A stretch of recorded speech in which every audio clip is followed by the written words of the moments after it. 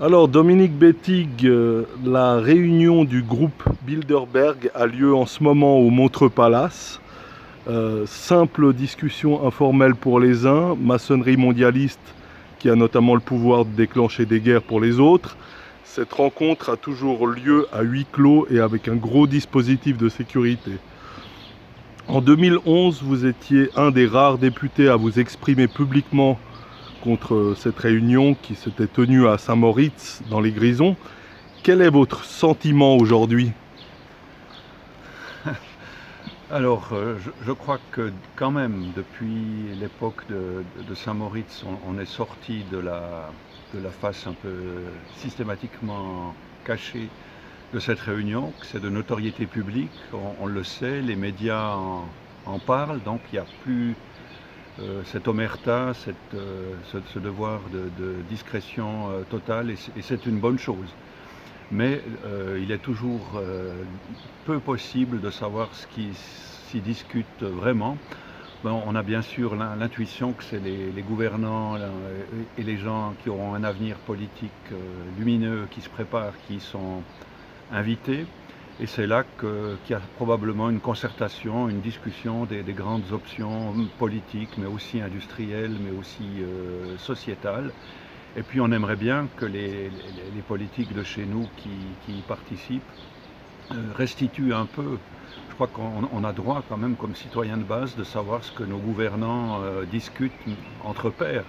Euh, Bien sûr qu'ils ont le droit de se réunir. C'est ce que m'avait dit Christophe Blocher à l'époque qui y était. Il m'avait dit mais quand on est un homme politique, quand on est un entrepreneur à succès, on a parfaitement le droit de se réunir entre semblables. Hein. Il y avait Bill Gates, il y avait des tas de gens comme ça, Kudelski, Vasella de Novartis. On a parfaitement le droit de se réunir et de discuter de nos affaires et du futur en toute discrétion, sans qu'il y ait des journalistes qui viennent désinformer ou faire le buzz autour de nous. Mais ça ne nous dit toujours bien sûr pas de quoi ils discutent, mais on peut le deviner. Je crois que c'est un grand groupe d'influence atlantiste qui a un agenda et qui met certainement à jour un certain nombre de projets, de plans, ou qui sent un peu ceux dont la carrière politique va être fulgurante, ou qui met au point des décisions stratégiques, politiques et économiques. Et c'est grave que le citoyen de base ne le sache pas.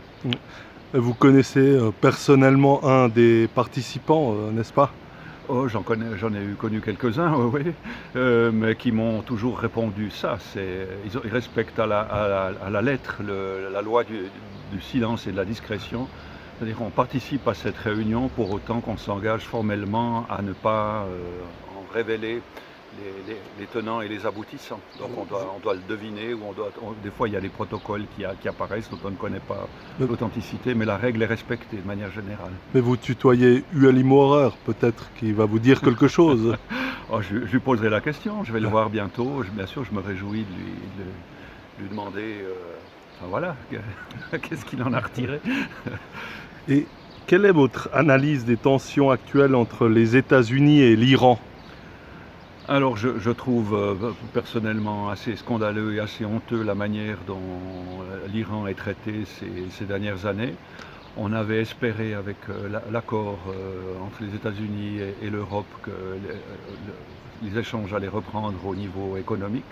Mes amis iraniens m'ont d'ailleurs dit que cet accord qu'ils avaient signé, ils l'ont fait un peu, disons, pas sous la contrainte, mais ils ont inventé le concept là de flexibilité héroïque. Donc cet accord qui avait été signé entre les Européens, les Américains et l'Iran aurait dû ouvrir des perspectives d'échange et des perspectives économiques. En fait, il n'en a rien été.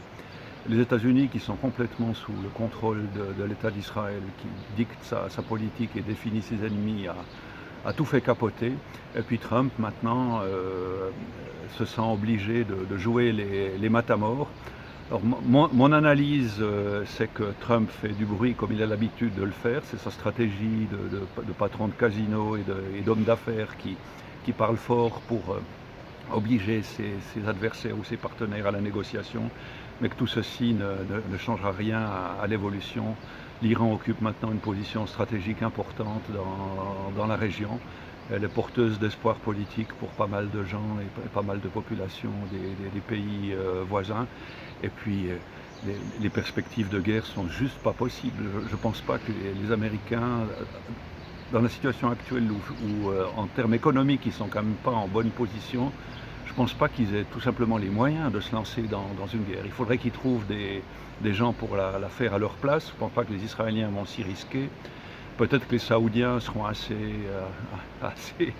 téméraires ou impudents pour aller faire ce genre d'opération, mais vu la manière dont ils se sont fait quand même damer le pion au Yémen, je ne pense pas que l'Arabie Saoudite ou d'autres nations, pétromonarchies ou que sais-je, vont se lancer dans une opération militaire pour le compte d'Israël. Ça m'étonne. Le Conseil fédéral a annoncé vouloir poursuivre sa participation au programme de réinstallation des réfugiés reconnus par le HCR.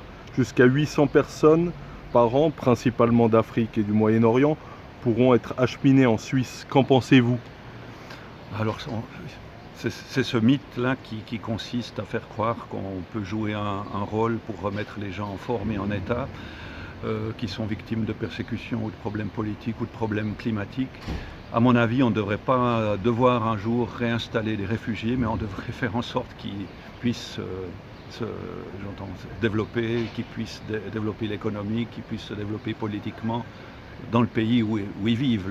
Le vrai modèle d'aide au développement se fait sur place et il ne faut pas rentrer dans cette logique coloniale ou post-coloniale d'accueil de réfugiés qu'on programme, qu'on aide financièrement et qui serait supposé un jour retourner au pays. Il y en a, c'est une petite part, mais je pense qu'on n'est pas très sélectif dans la manière dont on aide les gens à aller de l'avant. Manon Montmirel, suppléante du député Éric Coquerel de la France Insoumise, a posté un message sur son compte Facebook où elle invitait la France et les Français à aller, je cite, « niquer leur mère ». Traitant au passage le pays de fasciste, elle exprimait ainsi sa déception face aux résultats des européennes. Quel est votre commentaire ? Alors c'est clair que si elle présente la France insoumise de cette façon-là, avec cette sorte de quintessence de la haine de soi, de la gauche sociétale, des représentations complètement biaisées de l'étranger et des étrangers qui ont toutes les qualités alors que les Français sont des vieux cons, des vieux beaufs, une nation moisie qui sent le vieux, le machisme, le fascisme, l'homophobie. C'est clair que se présenter comme ça, c'est se ramasser potentiellement une claque dans la figure, surtout au moment où il y a eu toute cette bataille importante des Gilets jaunes. Donc moi, c'est bien fait. Ce modèle idéologique à la noix a ramassé une claque, ben, tant mieux. Pour terminer sur un sujet plus léger, et c'est aussi aux psychiatres que je m'adresse, que révèle la tenue de la porte-parole du gouvernement français, Sibeth Ndiaye, qui s'est rendue au point presse en pyjama avec un gros cœur? Oui, bah, je pense que ça peut-être ça donne un indice sur son coefficient émotionnel. Ça a l'air d'être assez immature et infantile. C'est d'abord un mépris de la fonction. Quand on a une fonction politique, porte-parole du gouvernement, je pense qu'on veille quand même à se présenter d'une façon qui ne soit pas irrespectueuse. Le pyjama, ça signifie qu'on est en train de dormir. Le gros cœur, ben, ça on n'en doute pas un seul instant qu'elle doit démontrer qu'elle en a un. Mais ce n'est pas comme ça qu'on fait respecter l'État, de mon point de vue. On est plus du côté d'une logique de nurserie, de minorités qui se sentent obligées d'en faire toujours plus pour démontrer qu'ils sont vraiment anti-homme, anti-mal, anti-national, anti-fonction, anti-respect de l'État, et c'est tragique. D'accord. Bah, je vous remercie.